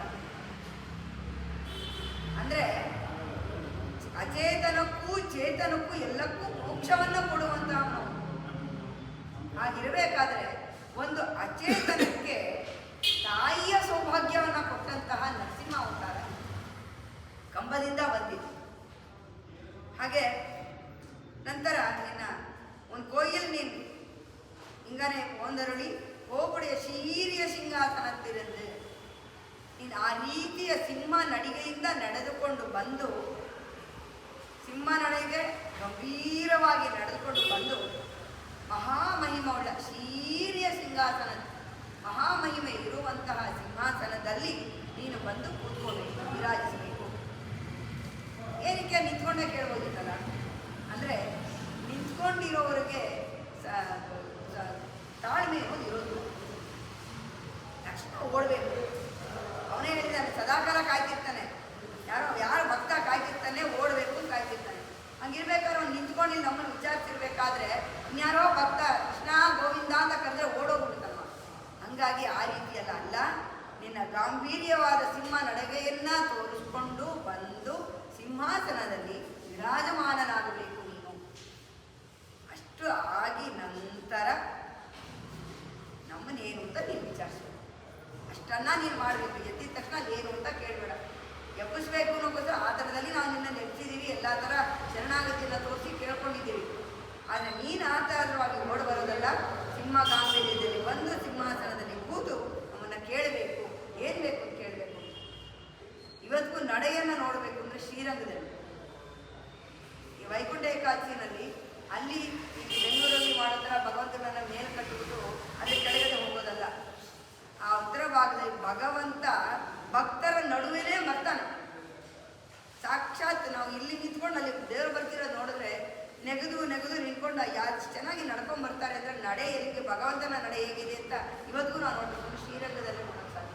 ಉತ್ಸವ ಬರ್ತಾ ಇದ್ರೆ ನಡ್ಕೊಂಡು ಇನ್ನೇನು ಹತ್ರ ಬಂದುಬಿಟ್ಟಲ್ಲ ಅನ್ನೋ ಒಂದು ತೃಪ್ತಿ ತುಂಬ ಸಿಗುತ್ತೆ. ಇದೇ ರೀತಿಯಾದ ಒಂದು ತೃಪ್ತಿ ನಮಗೆ ಸಿಗೋದು ವೈರಮುಡಿನಲ್ಲಿ. ಅಷ್ಟು ದೂರದಿಂದ ಬರ್ತಾರೆ. ಕೆಲವೊಂದು ಮನೆಗಳ ಮುಂದೆ ನಿಂತಿದ್ದಾಗ ಅಲ್ಲೆಲ್ಲ ತಿರುಗಿಸ್ತಾರಲ್ಲ, ಎಲ್ಲರಿಗೂ ಚೆನ್ನಾಗಿ ಸೇವೆ ಆಗಬೇಕು ಅನ್ನೋಕ್ಕೋಸ್ಕರ 4 ದಿಕ್ಕಿಗೂ ತಿರುಗಿ ಸೇವೆ ಮಾಡ್ಕೊಳ್ತಾನೆ ಭಗವಂತ. ಆ ಥರ ಬಂದು ನಮ್ಮ ಮುಂದೆ ಬಂದು ನಿಂತಾಗ ಅಲ್ಲಿಂದ ದೂರದಿಂದ ಹೀಗೆ ಬಂದು ನಡ್ಕೊಂಡು ಬರ್ತಾ ಮತ್ತು ತಕ್ಷಣ ಮುಂದೆ ನಿಂತರೆ ಪ್ರತ್ಯಕ್ಷ ಆಗಿದ್ದಾನೆ ನಮಗೆ ಅನ್ನೋಷ್ಟು ತೃಪ್ತಿ ನಮಗೆ ಸಿಗುತ್ತೆ. ಎದುರಿಗೆ ಹೀಗೆ ಬಂದು ನಿಂತು ಮತ್ತು ಪೂರ್ತಿ ಎಲ್ಲನೂ ಇದೆಲ್ಲ ಆದಾಸಮಗಳನ್ನು ಕೊಟ್ಟು ಅಲ್ಲೇ ನಿಂತಿದ್ದು ನೋಡಿದ್ರೆ ಅಷ್ಟೊಂದು ನಾವು ಪುಣ್ಯ ಮಾಡಿದೀವ, ಭಗವಂತ ನಮ್ಮ ಹತ್ರ ಬಂದೇ ಬಿಟ್ಟಲ್ಲ ಅನ್ನೋ ರೀತಿ ಹೇಗೆ ತೃಪ್ತಿ ನಮಗೆ ಸಿಗತ್ತೆ, ಆ ರೀತಿ ನೀನು ಸಿಂಹಗಾಂಭೀರ್ಯದಲ್ಲಿ ನಡ್ಕೊಂಡು ಬಂದು ಸಿಂಹಾಸನದಲ್ಲಿ ಕೂತ್ಕೋಬೇಕು. ನಂತರ ನಮ್ಮನ್ನು ವಿಚಾರಿಸಬೇಕು. ಆರಾಯ್ದು ಸೀರಿಯ ಸಿಂಹಾಸನ ತಿರಂದು ಯಾಮ್ ಒಂದ ಕಾರ್ಯಂ ಆರಾಯ್ದು, ಏನಕ್ಕೆ ಬಂದಿದ್ದೀರಾ, ನಿಮಗೆ ಏನು ಬೇಕು ಅಂತ ಹೇಳಿ ನಂತರದಲ್ಲಿ ನೀವು ನನ್ನನ್ನು ಕೇಳಬೇಕು ಅಂತ ಹೇಳ್ತಾ ಇದ್ದಾರೆ. 4 ಕಡೆ ತುಂಬ ವಿಶೇಷ. ಒಂದು ಶ್ರೀರಂಗದಲ್ಲಿ ನಡೆ, ಶ್ರೀರಂಗದಲ್ಲಿ ಭಗವಂತ ನಡ್ಕೊಂಬರುವಂಥದ್ದು ವಿಶೇಷ, ಆ ಭಂಗಿನೇ ವಿಶೇಷ.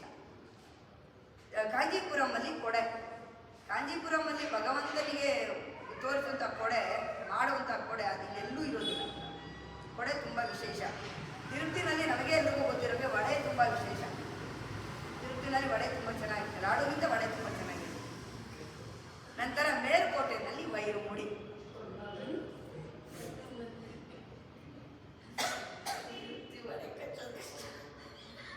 ಸಿಗತ್ತೆ ಈಗ ಕೌಂಟ್ರಲ್ಲೇ ಸಿಗತ್ತೆ. ಇವಾಗ ಮೊದಲು ತುಂಬ ಸಿಗ್ತಾ ಇತ್ತು, ಆ ಇದರಲ್ಲಿ ಅಷ್ಟೊಂದು ಸಿಗ್ತಿಲ್ಲ. ಇವಾಗ ಏನಾದ್ರು ಸ್ವಲ್ಪ ಅವನ ಕೈಂಕರ್ಯ ಪರರು ಸ್ವಲ್ಪ ಗೊತ್ತಿದ್ರೆ ಸುಲಭವಾಗಿ ಸಿಗತ್ತೆ.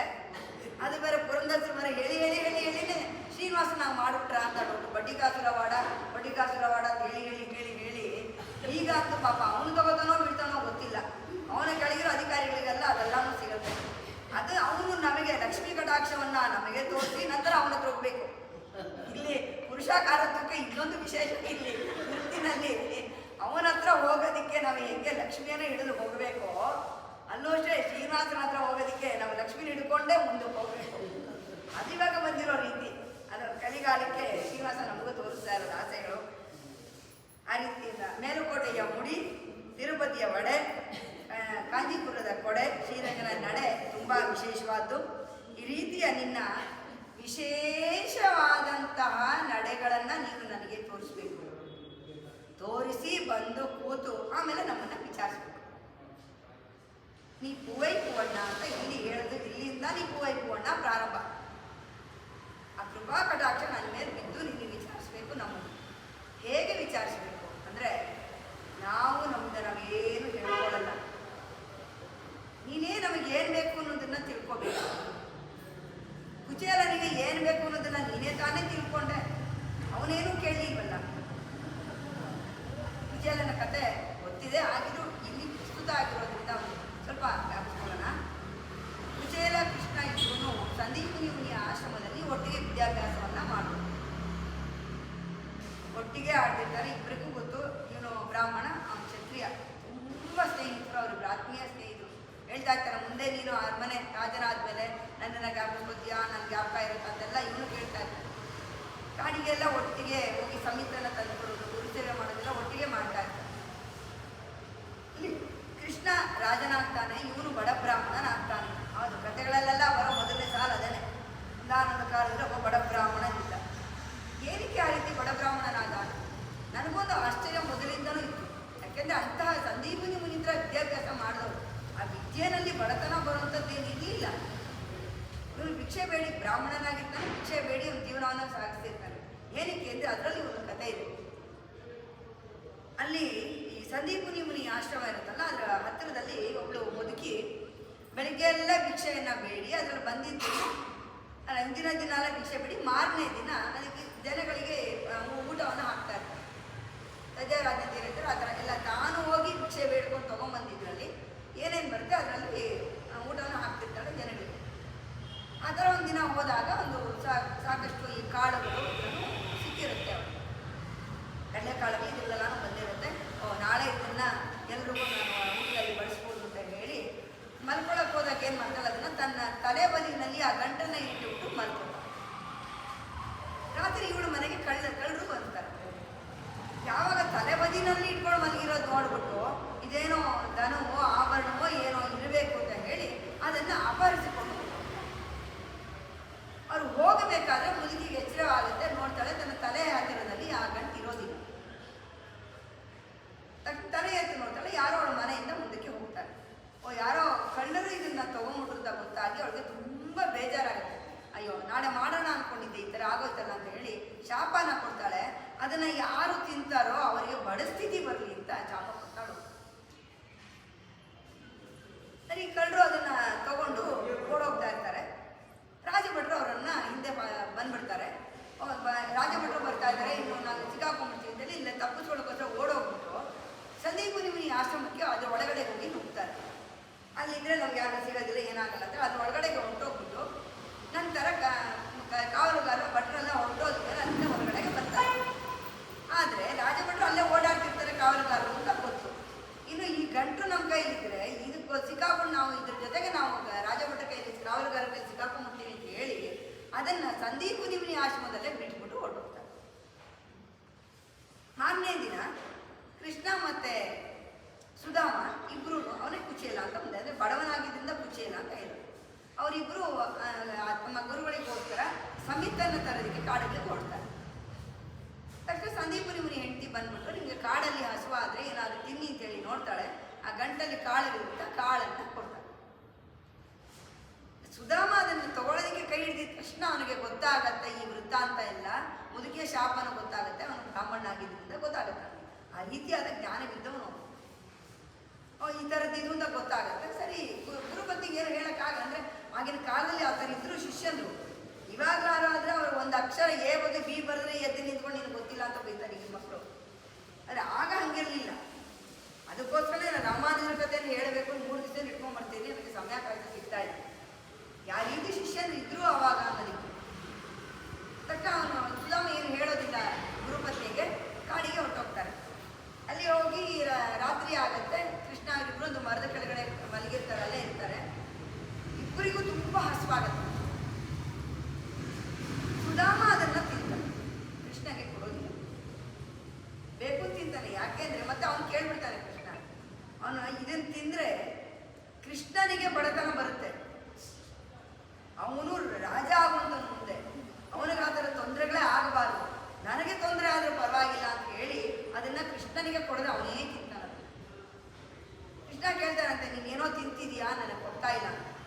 ಇಲ್ಲ, ಈ ಚಳಿಗೆ ಹಲ್ಲು 2 ಸೇರಿ ಶಬ್ದ ಮಾಡ್ತಾ ಇದೆ, ನಾನೇನು ತಿಂತಿಲ್ಲ ಅಂತಂತೆ. ಅಷ್ಟು ಅವನೇ ತಿಂತಾನಂತೆ. ಕೃಷ್ಣನಿಗೆ ಒಂದು ಕಾಳು ಕೂಡ ಕೊಡಲ್ವಂತೆ. ಕೃಷ್ಣನಿಗೆ ಬಡತನ ಬರಬಾರ್ದು, ಅವನು ರಾಜ, ಪ್ರಜೆಗಳೆಲ್ಲ ಕಾಪಾಡೋನು ಅಂತ ಹೇಳಿ ಅವನು ತಿಂತಾನಂತೆ, ಕೃಷ್ಣನಿಗೆ ಕೊಡೋದಿಲ್ಲ. ಈ ರೀತಿ ಇದ್ದಿದ್ದರಿಂದ ಆ ಮುದುಕಿಯ ಶಾಪದಿಂದ ಅವನು ಬಡತನಕ್ಕೆ ತಿರುಗ್ತಾನೆ. ತುಂಬ ಬಡವನಾಗಿರ್ತಾನೆ. ಬಟ್ಟೆ ಕೂಡ ಹರಿದೋಗಿರುತ್ತೆ, ಒಂದು ಅಷ್ಟು ಬಡವ. ನಂತರ ಮತ್ತೆ ಕೃಷ್ಣನಿಂದನೇ ಅದಕ್ಕೆ ಮೋಚನೆ ಸಿಗತ್ತ. ನನಗೆ ಹೆಂಡತಿ ಆಗಿರ್ತಾನೆ, ಮಕ್ಕಳಾಗುತ್ತೆ, ಎಲ್ಲ ಆಗುತ್ತೆ, ಒಂದು ತುಂಬ ಬಡತನ. ಆದರೆ ಅವನೆಲ್ಲರಿಗೂ ಸಂತೋಷದಿಂದ ಹೇಳ್ತಿರ್ತಾನೆ, ನನಗೆ ಕೃಷ್ಣ ನನಗೆ ಸ್ನೇಹಿತ, ನಾನು ಅವನು ಒಟ್ಟಿಗೆ ಓದು ಅಂತೆಲ್ಲ ಹೇಳ್ತಾ ಇರ್ತಾನೆ. ಅದಕ್ಕೆ ಅವಳು ಹೆಂಡತಿ ಹೇಳ್ತಾಳೆ, ಯಾವಾಗ ನೋಡಿದ್ರು ಕೃಷ್ಣ ಕೃಷ್ಣ ಕೃಷ್ಣ ಕೃಷ್ಣ ಹೇಳ್ತೀರಾ, ಅವನು ರಾಜ. ಈ ಬಡತನದಲ್ಲಿ ಮಕ್ಕಳಿಗೂ ಹೊಟ್ಟೆಗಿಲ್ಲದೆ ಈ ಥರ ಇಡೋದು ನೀವು ಸರಿನಾ? ತಂದೆ ಕರ್ತವ್ಯನಾದ್ರು ನೀವು ಪಾಲನೆ ಮಾಡಬೇಕಲ್ಲ, ಅವನಿಗೆ ಕೃಷ್ಣನನ್ನೇ ಏನಾದ್ರು ಕೇಳ್ಕೊಂಡು ಬರಬಾರ್ದ ಅಂತ. ಅಂದರೆ ಕೃಷ್ಣನಿಗೆ ಅದು ಇಷ್ಟ ಆಗೋದಿಲ್ಲ, ಯಾವತ್ತೂ ಒಬ್ಬರಲ್ಲಿ ಬೇಡಬಾರ್ದು, ಬೇಡ ಅಂತ. ಆದರೂ ಹೆಂಡತಿ ಬಲವಂತ ಮಾಡಿದ್ರಿಂದ ಆಯಿತು ನೋಡೋಣ ಅಂತೇಳಿ ಹೊರಡ್ತಾನೆ ಕೃಷ್ಣನಿಗೆ ನೋಡೋದಕ್ಕೆ. ಆದರೆ ನಾನು ಅಲ್ಲಿ ಹೋಗ್ಬೇಕಾದ್ರೆ ಏನಾದರೂ ಕೊಡಬೇಕಲ್ಲ ಕೃಷ್ಣನಿಗೆ ಅಂದಾಗ ಅದರಲ್ಲೂ ಅವಳು ಭಿಕ್ಷೆ ಬೇಡಕ್ಕೆ ಹೋಗ್ತಾಳಂತೆ. ಅವಾಗ ನಿಮ್ಮ ಮನೇಲಿ ಏನೂ ಇರೋದಿಲ್ಲ, ಅಷ್ಟು ಬಡತನ ಬಂದಿರುತ್ತೆ ಆ ಮುದುಕಿಯ ಶಾಪ. ನಂತರ ಅವಲಕ್ಕಿಯನ್ನು ಕೊಡ್ತಾರೆ, ಸಿಗುತ್ತೆ, ತಗೊಂಬಂದು ಇವತ್ತಿನ ದಿನ ಸಿಕ್ಕದಿದ್ದಾನೆ, ಇದನ್ನೇ ನೀವು ಕೃಷ್ಣನಿಗೆ ಕೊಡಿ ಅಂತ ಹೇಳಿ ಅವಳು ಅವಲಕ್ಕಿಯನ್ನು ಕೈಲಿ ಕೊಡ್ತಾರೆ. ನಂತರದ ಕತೆ ಗೊತ್ತಿರೋ ಬಂದ ದ್ವಾರಪಾಲಕರು ಬಿಡೋದಿಲ್ಲ. ನಾನು ಕೃಷ್ಣ ಸೇಹಿತ ಅಂತಂದರೆ ಹೇಗೆ ಸಾಧ್ಯ, ನೀನು ನೋಡೋದು ಈ ಥರ ಇದೆಯಾ, ಕೃಷ್ಣ ನೋಡೋದು ರಾಜ ಹೇಗೆ ಅಂತೇಳಿ. ನಂತರ ಕೃಷ್ಣ ಅಲ್ಲಿಂದ ನೋಡ್ತಾನೆ, ಇವತ್ತಿಗೂ ದ್ವಾರಕೆನಲ್ಲಿ ಆ ಜಾಗ ಇದೆ, ಇವನಲ್ಲಿ ಮೆಟ್ಲಲ್ಲಿ ನಿಂತಿರ್ತಾನೆ ಕಾವಲುಗಾರ ಹತ್ರ. ಮೇಲಿಂದ ಕೃಷ್ಣ ನೋಡೋದನ್ನ ಅಲ್ಲಿ ದೃಷ್ಟಿ ಬೀಳೋ ಜಾಗಗಳೆಲ್ಲ ತೋರಿಸ್ತಾರೆ. ಅಲ್ಲಿಂದ ಬಂದು ತಾನೇ ಓಡಿ ಬಂದು ಅವನನ್ನು ಆಲಿಂಗನ ಮಾಡಿಕೊಂಡು ಕರ್ಕೊಂಡು ಹೋಗ್ತಾನೆ. ಕೃಷ್ಣನನ್ನು ನೋಡಿದ್ದು ಸಂತೋಷಕ್ಕೆ ಅವನ ಬಾಯಲ್ಲಿ ಮಾತೇ ಬರೋದಿಲ್ಲ. ಅವನು ನೋಡಿದ್ನಲ್ಲ ಅದೇ ಸಾಕು, ಅವನ ಕೃಪೆ ನನ್ನ ಮೇಲೆ ಬಿತ್ತಲ್ಲ, ಅವನ ಕಣ್ಣಿನ ದೃಷ್ಟಿ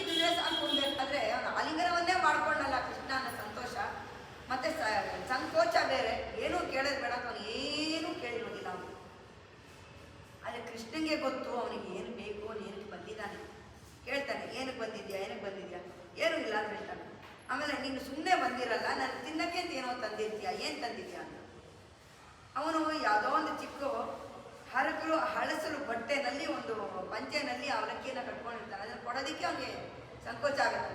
ಇಲ್ಲ, ಅತ್ತಿಗೆ ಬರೀ ಕೈಯಲ್ಲಿ ಕಳಿಸಿರಲ್ಲ ಅಂತ ಹೇಳಿ ಅದನ್ನು ನೋಡಿ ಅವನೇ ತಗೋತಾನೆ.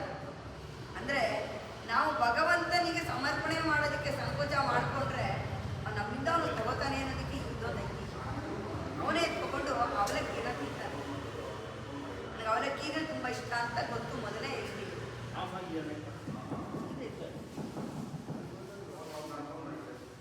ಹಾಗೆ ಮೊದಲನೆಯ ಇಡಿಯನ್ನ ತಿಂದಾಗ ಅಲ್ಲಿ ಅವನಿಗೆ ಎಲ್ಲ ಐಶ್ವರ್ಯಗಳು ಬರುತ್ತಂತೆ. ಮನೆ ಇದು ಎಲ್ಲನೂ ಬರುತ್ತೆ.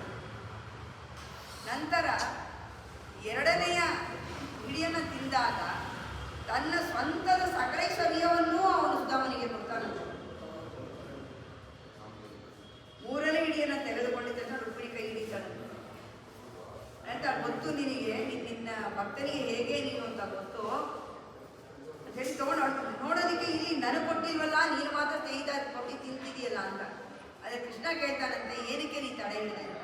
ಅವ್ರು ರುಕ್ಮಿಣಿ ಹೇಳ್ತಾಳೆ, ಅದು ಒಂದು ಇಡಿನ ನೀನು ತಿಂದಿದ್ದಿದ್ರೆ ನೀನು ನಿನ್ನನ್ನೇ ಸುಧಾಮನಿಗೆ ಸಮರ್ಪಿಸ್ಕೊಂಡ್ಬಿಡ್ತಾ ಇದ್ದೆ. ಈಗಾಗಲೇ ನಿನ್ನಲ್ಲಿರೋಂಥ ಸಕಲವನ್ನ ನೀನು ಅವನಿಗೆ ಕೊಟ್ಟಾಗಿತ್ತು, ನಿನ್ನನ್ನೇ ಸಮರ್ಪಿಸ್ಕೊಂಡ್ಬಿಡ್ತಾ ಇದ್ದೆ. ನೀನು ಅವನಿಗೆ ಸಮರ್ಪಿಸ್ಕೊಂಡ್ರೆ ಇನ್ನು ಮಿಕ್ಕಿದೆಲ್ಲರ ಕಥೆ ಏನು, ಎಲ್ಲ ಜೀವರಾಶಿಗಳ ಕಥೆ ಏನು. ಹಾಗಾಗಿ ನಾನು ಅದನ್ನು ತಡೆದೆ ಅಂತ ಹೇಳಿ ಹೇಗೆ ನೀನು ಸುಧಾಮನಿಗೆ ಎಲ್ಲವನ್ನೂ ಅವನು ಕೇಳದೇನೆ ಕೊಟ್ಟಿಯೋ ಆ ರೀತಿ ನೀನು ಅಲ್ಲಿ ಬಂದು ವಿಚಾರಿಸ್ಬೇಕು ಏನು ಬೇಕು ಅಂತ. ಆದರೆ ನಮ್ಮ ಮನಸ್ಸಿನ ಇಂಗಿತವನ್ನ ನೀನೇ ಅರ್ಥ ಮಾಡಿಕೊಂಡು ನನಗೆಲ್ಲವನ್ನೂ ಕೊಡಬೇಕು ನೀನು ಅಂತ ಹೇಳಿ ಕೃಷ್ಣನಿಗೆ ಗೋದೆ ಹೇಳ್ತಾ ಇದ್ದಾಳೆ ಇಲ್ಲಿ. ಆ ರೀತಿಯಾಗಿ ಬಂದು ಕುಳಿತು ನಮಗೆ ಬೇಕಾದ್ದನ್ನ ನೀನು ನನಗೆ ಕೊಡಬೇಕು ಅಂತ ಕೇಳ್ತಾ ಇದ್ದಾಳೆ ಗೋದೆ. ಇದನ್ನ ಭಾಷಣವನ್ನು ಆಚಾರ್ಯರಿಗೂ ಹೇಳ್ತಾರೆ. ಸಿಂಹದ ರೀತಿಯಲ್ಲಿ ಇದ್ದು ನಮ್ಮ ಈ ಕಷ್ಟ ಕಾರ್ಪಣ್ಯಗಳಲ್ಲಿ ಅಜ್ಞಾನವನ್ನ ನೀವು ಹೋಗಿಸ್ಬೇಕು ಅಂತ ಆಚಾರ್ಯರಿಗೆ ಕೇಳ್ಕೊಳ್ಳೋದು. ಅವತ್ತು ಹೇಳಿದ್ದೆ, ಒಂದು ನೊಣ, ಚಿಕ್ಕ ನೊಣ ಎರಡು ಗುಡ್ಡಗಳನ್ನು ದಾಟೋದಕ್ಕೆ ಆಗಲ್ಲ. ಈ ಗುಡ್ಡದಿಂದ ಆ ಗುಡ್ಡಕ್ಕೆ ದಾಟಕ್ಕೆ ಆಗೋದಿಲ್ಲ. ಇಲ್ಲೊಂದು ಗುಡ್ಡ, ಬೆಟ್ಟ, ಪರ್ವತ, ಆ ಕಡೆ ಒಂದು ಪರ್ವತ, ಮಧ್ಯದಲ್ಲಿ ನೀರು ಹರಿತಿರುತ್ತೆ, ದಾಟೋದಕ್ಕೆ ಆಗೋದಿಲ್ಲ. ಆದರೆ ಸಿಂಹದ ಆ ಕೇಸರಿ ಆ ರೋಮವನ್ನು ಬಿಗಿಯಾಗಿ ಅಡಿಯಿಂದ ಹಿಡಿದುಕೊಂಡು ಬಿಟ್ಟರೆ ಅದೇ ಆ ಸಿಂಹ ಈ ಪರ್ವತದಿಂದ ಆ ಪರ್ವತಕ್ಕೆ ನೆಗೆಯುತ್ತೆ. ಆ ಸಾಮರ್ಥ್ಯ ಸಿಂಹಕ್ಕಿದೆ. ಆದರೆ ಅದರ ಜೊತೆಯಲ್ಲಿ ನೊಣ ಕೂಡ ಅಲ್ಲಿ ಹೋಗುತ್ತೆ. ತಾನೇ ಆರೋಪ ಹೋದರೆ ಅದ್ರ ದಿಕ್ಕೇ ಬದಲಾಗೋಗುತ್ತೆ, ಆ ದಿಕ್ಕಿನಲ್ಲಿ ಅದು ಇರೋದಿಲ್ಲ. ಆದರೆ ಸಿಂಹದೊಂದಿಗೆ ಹೋದರೆ ಅದು ಆ ಜಾಗವನ್ನು ತಲುಪುತ್ತೆ. ಆ ರೀತಿ ಆಚಾರ್ಯರು ಸಿಂಹದಂತೆ ನಾವು ಅವರನ್ನ ಹಿಡಿದುಕೊಂಡ್ರೆ, ಅವರ ತಿರುಳಿಗಳನ್ನು ಹಿಡಿದುಕೊಂಡ್ರೆ ಆ ಭಗವಂತನನ್ನ ಸುಲಭವಾಗಿ ನಾವು ಪಡಿಬಹುದು ಅನ್ನೋದನ್ನ ಈ ಸಿಂಹಕ್ಕೆ ಆಚಾರ್ಯರಿಗೆ ಸಿಂಹ ಹೋಲಿಕೆಯನ್ನ ಕೂಡ ಕೊಟ್ಟಿದ್ದಾರೆ. ಈ ರೀತಿಯಾಗಿ ನರಸಿಂಹ ಅವತಾರದ ಭವ್ಯವಾದ ರೂಪವನ್ನು ಹೇಳುವಂತಹ ಈ ಪಾಶುರಕ್ಕೆ ಮಂಗಳಾಶಾಸನವನ್ನು ಹೇಳ್ತಾ, மாரிமலை முழஞ்சில் மன்னி கிடந்துறங்கும் சீரிய சிங்கம் அறிவித்து தீவிழைத்து வேலிமயர் பொங்க வெப்பாடும் வேறு குதறி மூறி நிமிர்ந்து முழங்கி புறப்பட்டு போதருமா போலை புவை வண்ண உன் கோயில் நீங்கனே போந்தருளி கோகுடைய சீரிய சிங்காசனத்திருந்து யாம் வந்த காரியம் ஆராய்ந்தருளேலோர் என்பாய். ஆதங்கள் தீர்க்கும் பரமணி காட்டும் வேதம் அனைத்துக்கும் வித்தாவும் போதை தமிழகை துவைக்கும் அறியாத மாநிலரை வையும் சுமப்பது வம்பு திருவாடி புறத்து